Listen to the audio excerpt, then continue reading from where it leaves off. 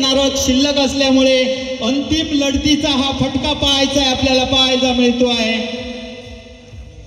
Sorry, Manoj Mayekar यांच्याकडे 4 नारळ शिल्लक आहेत.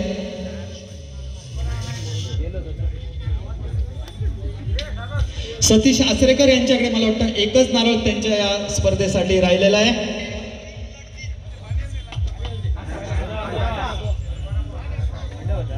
जोरदार लढत या ठिकाणी होत आहे ती सतीश आचरेकर आणि मनोज यांच्यामध्ये.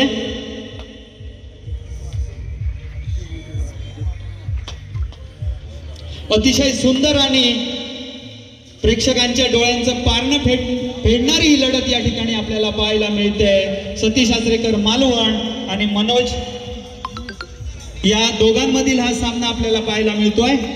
अंतिम फेरीचा हा अंतिम असा सामना या ठिकाणी होत आहे.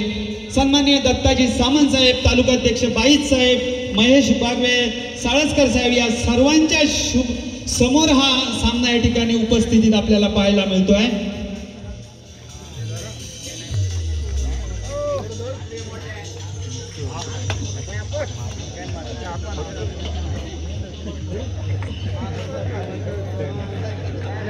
स्टेजच्या उजव्या बाजूला जे आपल्याला दिसत आहेत ते आहेत सतीश आचरेकर आणि स्टेजच्या डाव्या बाजूला जे आपल्याला पाहायला मिळत आहेत ते सन्माननीय मनोज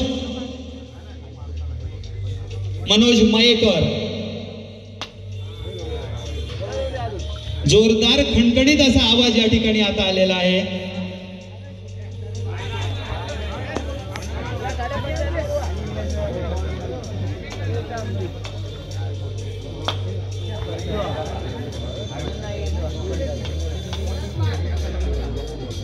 जोरदार लढत या ठिकाणी होत आहे.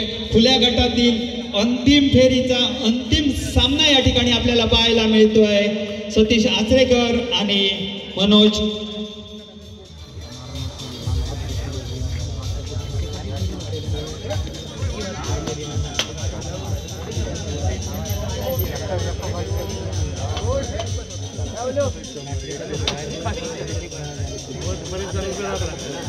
मनोज मयेकर आणि सतीश आचरेकर यांच्यातील हा रंगतदार असा सामना या ठिकाणी आपल्याला पाहायला मिळतो आहे. मसुरे विभागाच्या शिवसेना जिल्हा परिषद मसुरेच्या विभागाच्या वतीने आयोजित या स्पर्धेतील हा सामना या ठिकाणी पाहायला मिळतोय. मनोज मयेकर हे अंतिम विजेते ठरलेले. कृपया हात दाखवून रसिक प्रेक्षकांना त्यांनी हात दाखवा. मनोज मयेकर या ठिकाणी विजयी झालेले आणि अंतिम विजेते